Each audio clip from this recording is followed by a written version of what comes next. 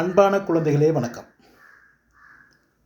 இந்த பதிவு பாடசாலை செல்கின்ற மலையக குழந்தைகளுக்கானது. அன்பான குழந்தைகளே, ஏனைய மாணவர்களுக்கு யூடியூப் மற்றும் பலவிதமான வழியிலே அவர்களுக்கு தர்ம போதனை நடைபெறுகின்றன. ஆனால் மலையக பாடசாலை மாணவர்களை பொறுத்தவரையிலே அது குறைவாக இருப்பதால் யூடியூப் வழியாக செய்வது உங்களுக்கு அவ்வளவு பலன் அளிப்பதில்லை. ஏனென்று சொன்னால் நீங்கள் பார்ப்பதில்லை என்பதற்காகத்தான் இப்பொழுது நாங்கள் இந்த முகநூல் வாயிலாக உங்களோடு தொடர்பு கொள்கிறேன். தயவுசெய்து பெற்றோர்களும் இதை அவதானமாக பார்த்து குழந்தைகளை இதை பார்க்க தூண்டுங்கள். ஏனென்று சொன்னால் இந்த பாடசாலை குழந்தைகள் உங்களுக்கு தெரியும், சில பேரை உங்களுக்கு தெரியாமல் இருக்கலாம். உங்கள் பெற்றோர்கள் உங்களை உருவாக்கி குழந்தையாக இந்த பூமியிலே அவதாரம் செய்வதற்கு எவ்வளவு கஷ்டப்படுகிறார்கள். உங்களை பிரசவிப்பதற்காக சில தாய்மார்கள் தன் உடம்பிலே இருக்கின்ற உதிரத்தை எல்லாம் இழந்து, சில தாய்மார்கள் உங்களை பிறப்பிப்பதற்கு முடியாமல் இறந்திருக்கிறார்கள். உடலிலே பலமில்லை, பலவிதமான நோய்கள் காரணமாக இறந்து விட்டுத்தான் அவர்கள் உங்களுக்கு உயிர் கொடுத்திருக்கிறார்கள். எவ்வளவு வேதனையானது பாருங்கள். உங்களுக்காக அவர்கள் தங்கள் உயிரை தியாகம் செய்திருக்கிறார்கள். இன்னும் சில செய்தார்கள், நீங்கள் பிறந்ததுக்கு பிறகு உங்களுக்கு இரவு பகல் பாராது தனது உதிரத்தை பாலாக கொடுக்கிறார்கள். உங்களுக்கு நோய் வந்துவிட்டால் இரவும் பகலும் விழித்திருந்து உங்கள் நோய்க்கு அவர்கள் பரிகாரம் செய்கிறார்கள். கண் விழித்திருக்கிறார்கள். நீங்கள் மலம், சிறுநீர் போன்றவற்றை உடம்பிலே கழிக்கிறீர்கள். அவர்கள் உண்ணுகின்ற பொழுது கூட அந்த உணவிலே அதையெல்லாம் அசட்டை செய்யாத அவர்கள் உங்களை பராமரித்து மனிதனாக ஆக்கி, சில பெற்றோர்களுக்கு உண்பதற்கு உணவு குறைவாக இருக்கும். ஆனால் அவர்களே செய்வார்கள், உங்களுக்கு அந்த உணவு சரியாக கொடுத்துவிட்டு அவர்கள் பட்டி இருந்திருக்கிறார்கள், நீரை குடித்திருக்கிறார்கள், ஏதோ கையிலே கிடைப்பதை உண்டு வளர்த்திருக்கிறார்கள் உங்களை பெரியாதாக்கிறார்கள். இப்பொழுது நீங்கள் பாடசாலையில் இருக்கின்ற குழந்தைகளாகத்தான் உங்களுக்கு சொல்கிறேன். சிலர் தனது பெற்றோர்கள் தமக்கு சீராக கொடுத்த நகை, நட்டு போன்றவற்றை விற்று உங்களுக்கு உணவு ஊட்டியிருக்கிறார்கள், உங்களை படிக்க வைத்திருக்கிறார்கள். உங்களை படிக்க வைப்பதற்கான நோக்கம் என்ன? நீங்கள் பெரியவர்களாக வந்து அவர்களுக்கு சம்பாதித்து கொடுக்க போகிறீர்கள் என்ற நம்பிக்கையா? நீங்கள் உழைக்கின்ற பொழுது அவர்கள் இல்லை, எத்தனையோ பேர் இறந்து விடுவார்கள். உங்கள் ஊதியத்தை காண்பதற்கு முன்னால், உங்கள் எதிர்காலத்தை காண்பதற்கு முன்னால் பல இருந்தது. ஆகவே உங்களிடத்தை எந்த விதமான கடவுளும் பெற்றோர்களும் ஒன்று.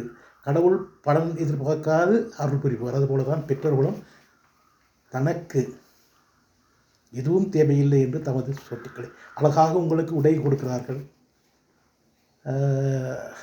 அழகான சப்பாத்து கொடுக்கிறார்கள். அவர்களுக்கு பழைய உடுப்பில் உடுத்துவார்கள், கிழித்தை போடுவார்கள். பணக்காரை சொல்கிறவர்களே, சாதாரண பெற்றோர்கள் நான் சொல்கிறேன். மலையகத்தை பொறுத்தவரை நமக்கு உள்ள நிலை. இவ்வளவு சிரமப்பட்டு பாடசாலைக்கு அனுப்பி வரும் வரை காத்திருந்து நம்மளே வளர்க்கின்ற இந்த பெற்றோர்களுக்கு நாங்கள் என்ன கைமாறு செய்கிறோம்? பொதுவாக 13 வயதிலே இருந்து டீனேஜ் என்று சொல்லுகின்ற 19 வரை காதல் என்று ஒன்று வந்து போகும், வர வைப்பார்கள் நண்பர்கள். பொதுவாக நீங்கள் செய்கின்ற அத்தனை கெட்ட காரியம் உங்களுக்கு சொல்லிக் கொடுத்தவர்கள் நண்பாக இருப்பார்கள். சிகரெட் குடிப்பதற்கு, காதலை வளர்ப்பதற்கு, ஆற்றிலே ஆழமான ஆற்றிலே மீன் பிடிக்க செல்வதற்கு, நீட்டிலே ஆற்றோடு போவதற்கு, பலவிதமான நல்ல காரியங்கள் கெட்ட காரியங்கள் அத்தனைக்கும் தூண்டுகோலாக இருப்பது உங்கள் நன்றாக இருப்பார். ஆகவே குழந்தைகளே, இந்த பள்ளி காதல் என்பது நிலையில்லாதது. என்னென்று சொன்னால் ஒரு கவர்ச்சியின் அடிப்படையிலே தோன்றுவது. இவர்கள் உடனுக்குடன் மாறுவார்கள். உங்களை விட அழகானவராக, உங்களிடம் பணக்காரர்கள் கிடைத்தவர்கள் உடனே மாறுவார்கள். அது ஒன்று. அது மரணம். இப்பொழுது எந்த வயதிலே எப்படி மரணம் வருகின்றது என்று சொல்ல முடியாது. ஆகவே நீங்கள் காதலித்தவர் இறந்து விட்டால் நீங்கள் இன்னும் ஒருவரை காதலிக்கப் போகிறீர்களா? அப்புறம் இருந்தால் இன்னும் ஒருவராகவே இது அடுத்தது தொழில். வளர்ந்து பின்னர் அவர்களுக்கு தொழில், யாருக்கு என்ன தொழில் கிடைக்கும் என்று தெரியாது. என்னிடம் படித்த மாணவர்கள் பலரை நான் பார்த்திருக்கிறேன். மாணவர்கள் மாணவிகள் செலவழிப்பார்கள். கடைசியில் அவர்கள் நல்ல தொழிலை பார்த்து நல்ல ஒரு கணவனை தேடிக்கொண்டு போய்விடுவார்கள். செலவழித்தவர்கள் செலவழித்தவர் தான். ஆகவே இது யாவும். ஆனால் நீங்கள் நல்ல தொழில் நல்ல படித்து உயர்ந்து விட்டால் உங்களை தேடி எல்லாம் வரும். பணம், வசதிகள், அழகான மனைவிகள், அழகான கணவன்மார் உங்களை தேடி வருவார்கள். அதுதான் நீங்கள் வளர்ந்ததற்கு. ஆகவே நீங்கள் பள்ளி காலங்களிலே படிப்பிலே கவனம் செலுத்துங்கள். அது ஒன்று மாத்திரமே உங்களுக்கு துணை நிற்கும். நீரிலே அடித்து செல்லாது, நெருப்பிலே அணைக்க முடியாது, மற்றவர்களால் கவர்ந்து செல்ல முடியாது, களவெடுக்க முடியாது. ஆனால் அது உங்களுக்காகத்தான். ஆகவே தான் உங்கள் பெற்றோரை மகிழ்ச்சிப்படுத்துங்க. அவர்கள் பெற்றோர்கள் எதிர்பார்ப்பது படிப்படியாக எனது குழந்தை வளருகிறான், உயர்கிறான், மற்றவரால் பாராட்டப்படுகிறான் என்ற ஒரு வாசகத்தை தான் இருப்பார். ஆகவே நீங்கள் என்ன செய்ய வேண்டும்? படிக்கின்ற காலத்தில் நன்றாக படியுங்கள். பியர் குரூப்ஸ் என்று சொல்லுகிற நண்பர்கள் புலாம் சரியானவரை தேர்ந்தெடுங்கள். அவ்வாறு செய்கின்ற பொழுது நானும் காதலித்து திருமணம் செய்தவன் தான். நான் 1975ஆம் ஆண்டு காதலிக்க சொன்னேன். அப்பொழுது எனக்கு 26 வயது. தொழில் செய்கிறேன். திருமணம் முடித்தது 1980, 31 வயது.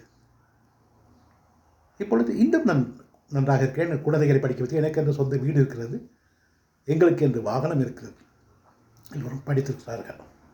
ஆகவே குழந்தைகளே, உணவு முக்கியம், உடை முக்கியம், உறையுள் முக்கியம். இதற்காக பாடுபடுங்கள் என்று கேட்டு விடைபெறுகிறேன். நன்றி, வணக்கம்.